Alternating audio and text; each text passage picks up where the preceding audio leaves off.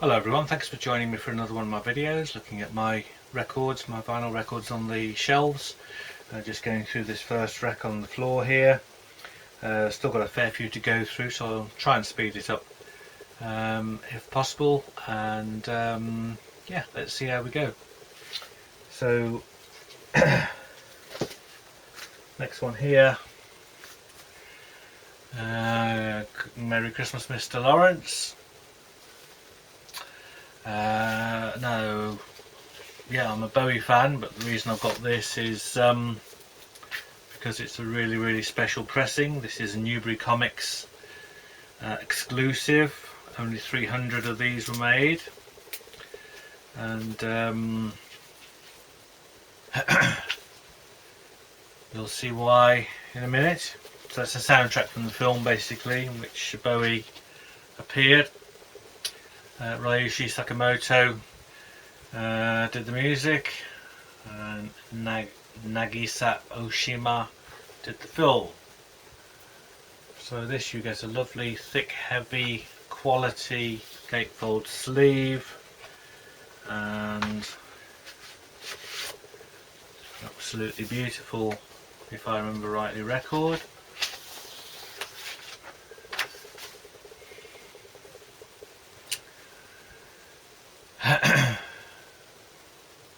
So it's a starburst, but I will call this hand poured. Beautiful reds, yellows and blues and greens. Everything you could hope for.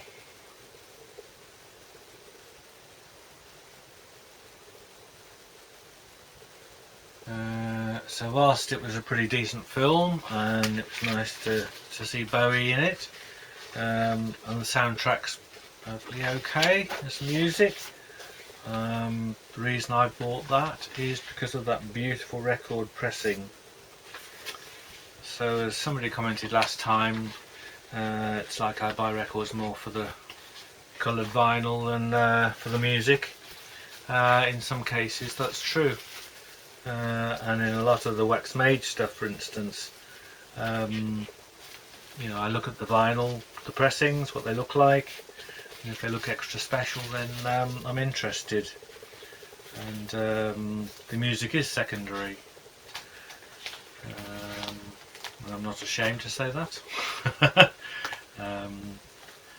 I mean, I go around record fairs occasionally still, and they all think I'm mad,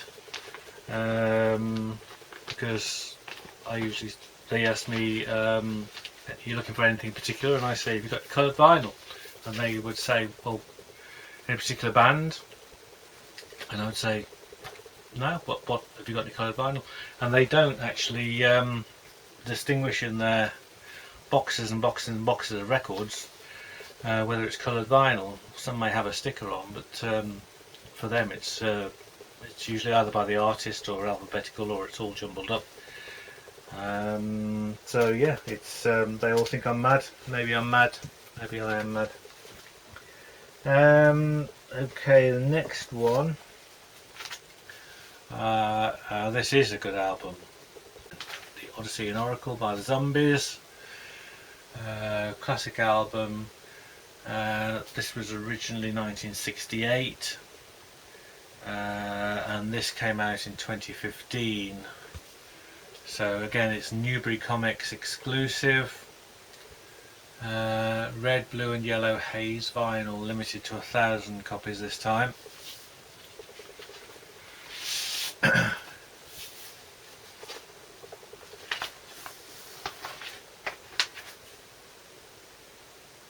So absolutely stunning bright colours, green, red, blue, yellow.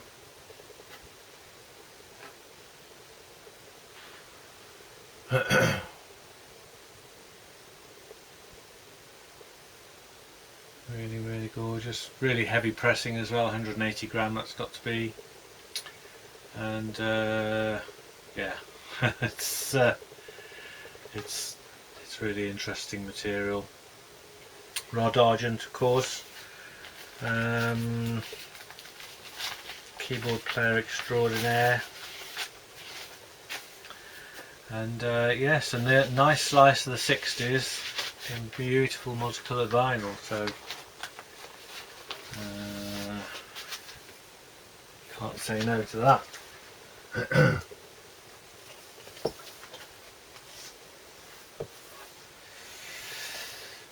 Right, so this next one, Amon Duel 2.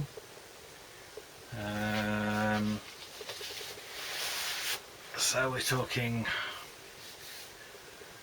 German 1970 album, double album I think it was, wasn't it? Yep.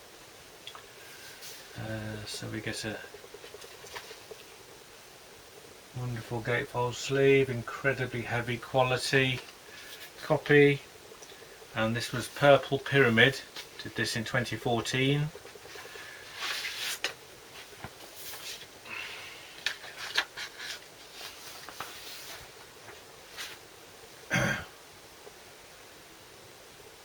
So lovely multicoloured splatter on clear.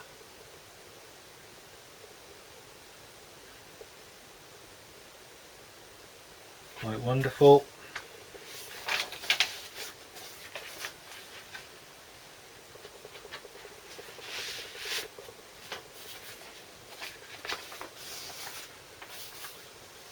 Disc 2. I really like these splatters where they get it to almost look like petals of a flower, where they kind of flutter to the edge.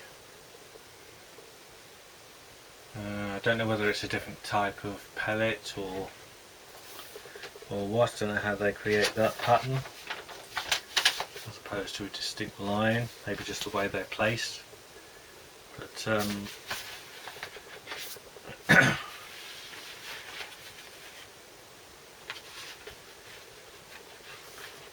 that is music that I do quite like, I have to say. I haven't played that album for donkey's years. I don't think I've got it on CD. Yeah, I need to play that again. I need to have another listen to that. Side 3, Yeti Improvisation, and Side 4, Yeti Talks to Yogi, and Sandoz in the Rain Improvisations. So these are the sort of things that catch my eye.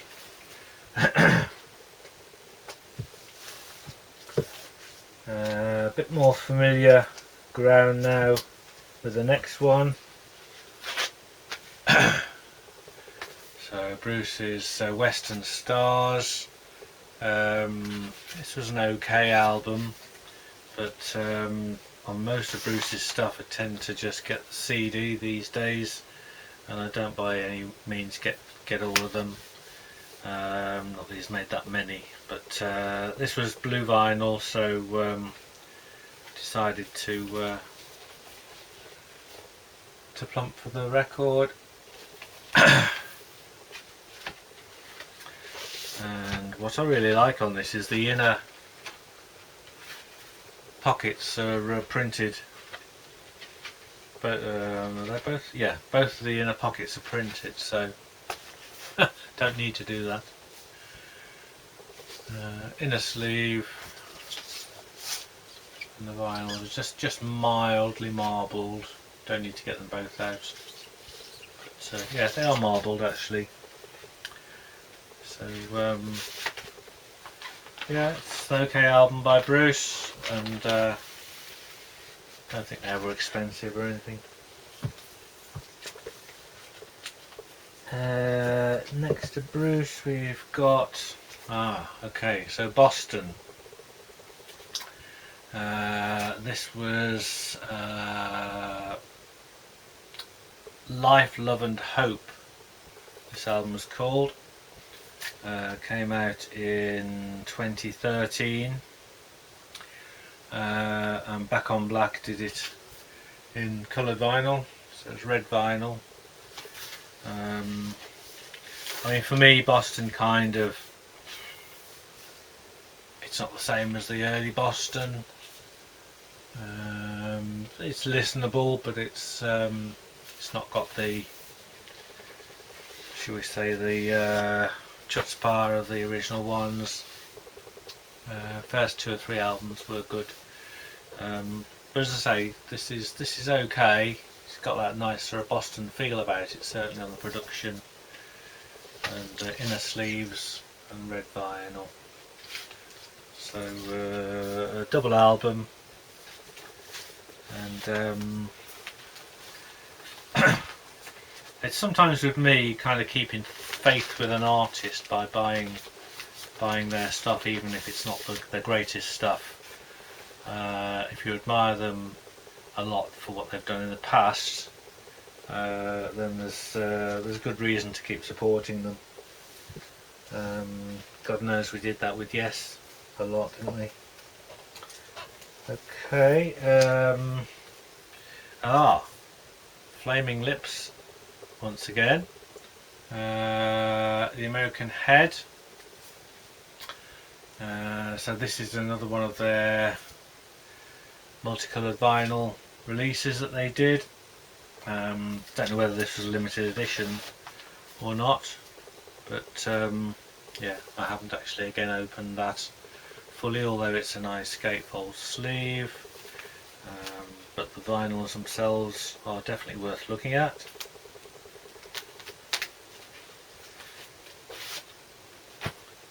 So you get these nice inner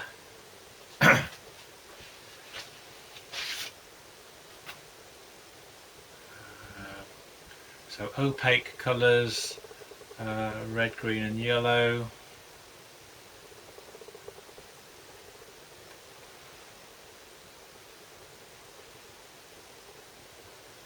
Very nice. Very nice actually.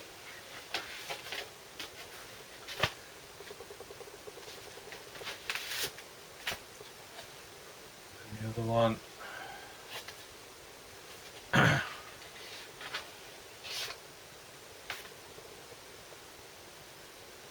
Possibly even lovelier.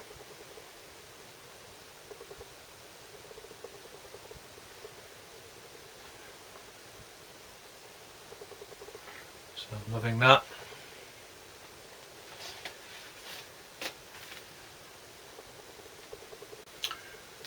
So Flaming Lips, American Head, wonderful.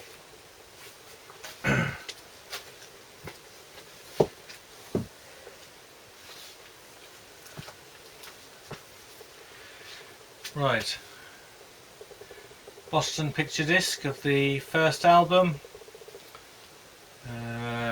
This is 1976 original. Had this pretty much from around that time. Fantastic album. I used to actually play this picture disc, and very noisy pressing, but it's just fun to watch it go around.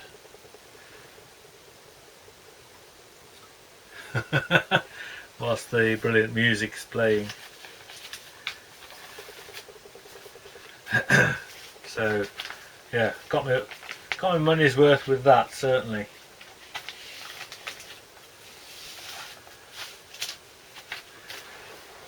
So wonderful thing. And then they did another one to celebrate the 40th anniversary. So it's exactly the same picture, I think. No, it isn't. It's different on the back. So it's just one LP, yeah. So that was the front, and then that was the picture on the back. And yeah, fantastic. Can't have too many copies of a great album, in my opinion, as long as they're not the same.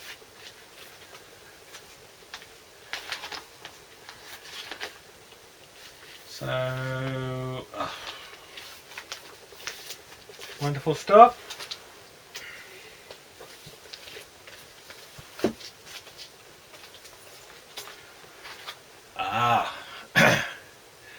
Cheap Trick at the Budokan. So this is the yellow vinyl pressing. Now I love Cheap Trick, and this is a classic album. You get a really nice booklet.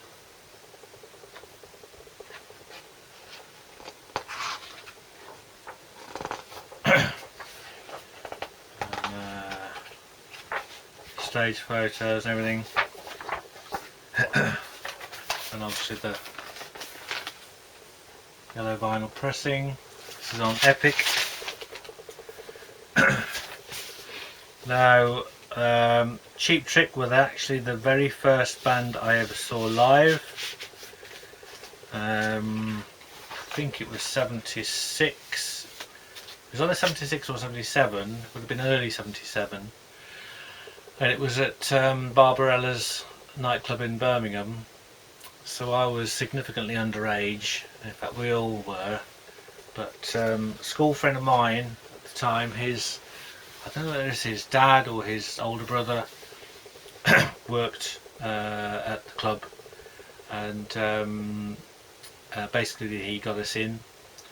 And I remember we were there really early, and we were sitting around at this table right in front of the stage. I mean, it's a tiny place, can't hold more than 120 people, I would think. I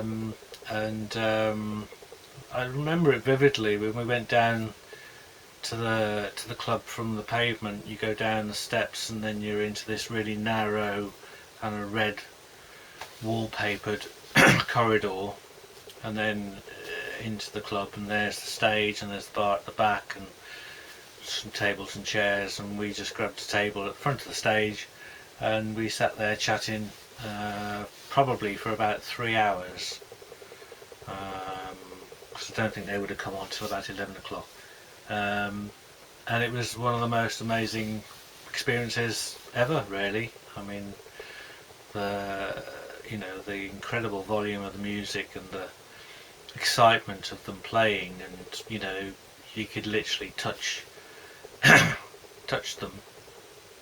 It was just brilliant, and I will never forget it. And unfortunately, that's the only time I've ever seen them. And if only I'd taped it. That's all I have to say for myself. There is no tape of that show. They've played Barbarella's at least once or twice since then, but there's never been a tape of the night I was there. Okay, so I think the next one, if I'm not getting them out, no, I am getting them out of order.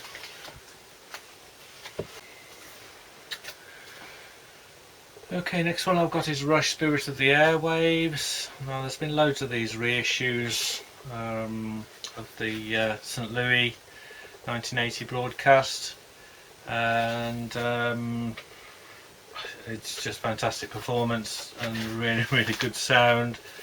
And so this was the coloured vinyl release, and you get a little bit of blurb, gatefold sleeve. It's on back on black,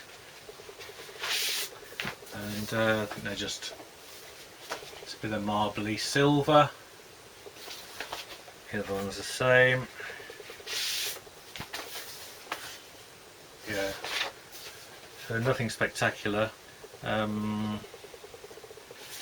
But it was important for me to have the broadcast on vinyl. Had the bootleg CD for many years, and I think it's pretty much the whole of the broadcast. I think it's all there. So it's a fairly full double album, and gotta have it. Gotta have that on vinyl.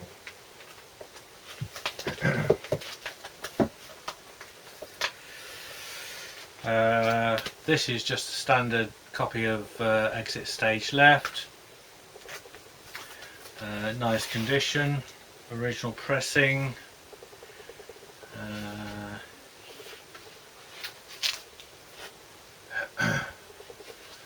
So yeah, it's double vinyl.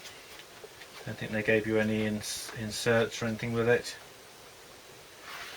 But, yeah, nice original Plymouth Mercury pressing. This was this was the 80s, wasn't it?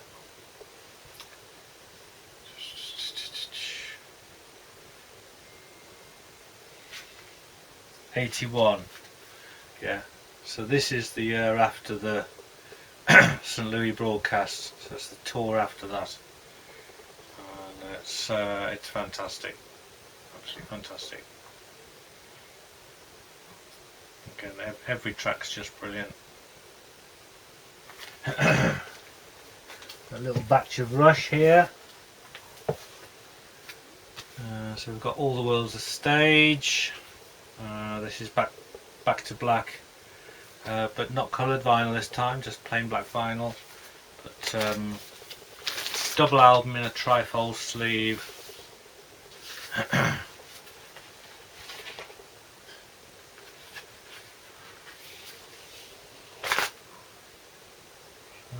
Hopefully you've got enough photographs there. And so this came out in 2015 on this label.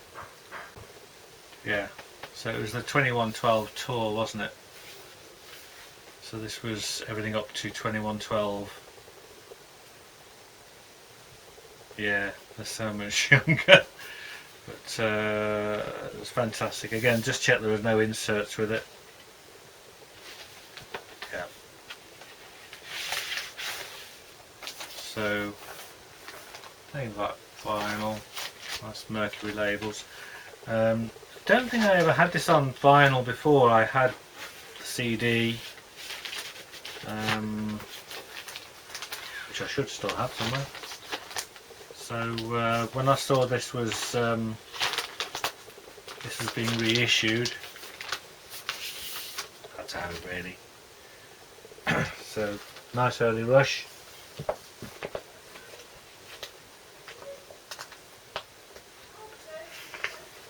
And okay, so I think we'll finish this one there. In fact, no, we won't. We'll carry on. So next up is Wings, Venus and Mars. As I said previously, this is my favourite Wings album. Partly nostalgia reasons, but also I think the music on it is strong throughout. Really love all the songs on it. This was reissued in 2014, and they did it in coloured vinyl. And so yeah, I'll just so you get two posters. I won't bother opening them. So you show the vinyl. It's nice in a bag.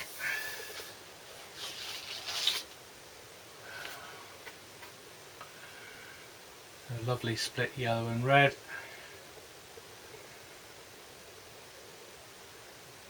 Quite interesting to have that version. Yeah, so that you get a download card, a round sticker, and a long thin one. There you go. So yeah, all present and correct.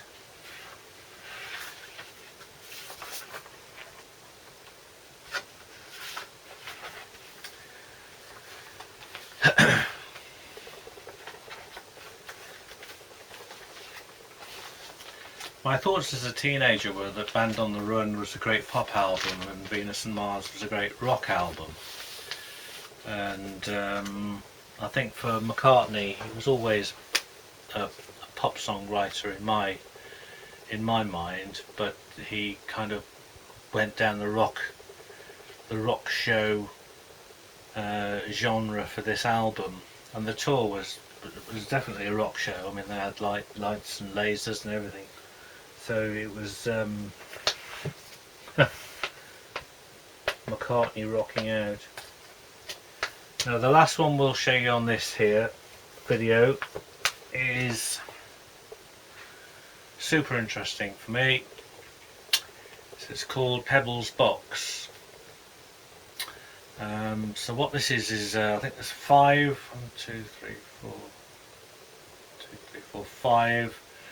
Pebbles albums.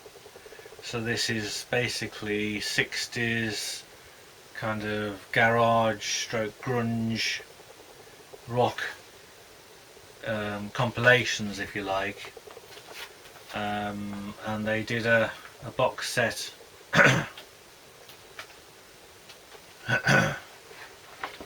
which I think the original box was a proper box with this printed on it, and then what they told me when I ordered this was the original box sold out, so they used these plastic things and stuck the box design on the front. And basically you get these 5 albums, and the vinyl's fantastic. Let me get them in order. So you get this info sheet here, 24th January 1971, when they're putting this thing together, and yeah. So I'll just show you very quickly the records because they're all gorgeous. Super fantastic, gorgeous. So that's volume 4.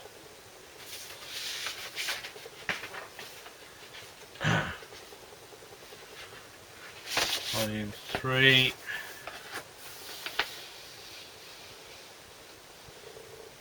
Again, fantastic. I mean, this probably warrants a video on itself. This is volume 1, I think. How about that? Fantastic.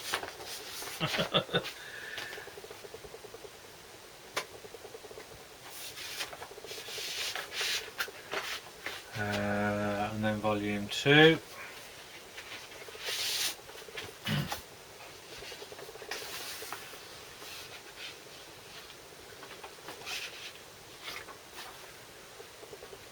They're just such beautiful things.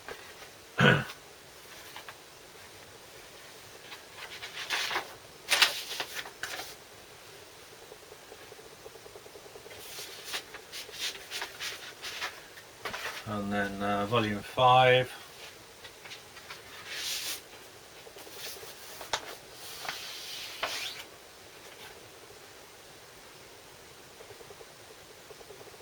So you got 5 Starburst multicoloured records in a box with an insert, and yeah, when they describe that as punk rock classics from the 60s.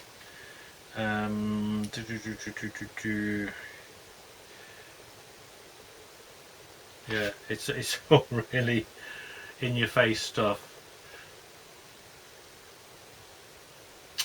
1979 I think is when this was put together. Let's get these back in order. So I like a bit of hard edge stuff, even though I'm sort of 70s man rather than 60s, but that, for its overall pleasurable nature of ownership of coloured vinyl terms, is an absolute gem. So we'll leave it there. Hopefully the next video will get us through to the end of this first section down here. So thanks for watching, and hope to see you next time.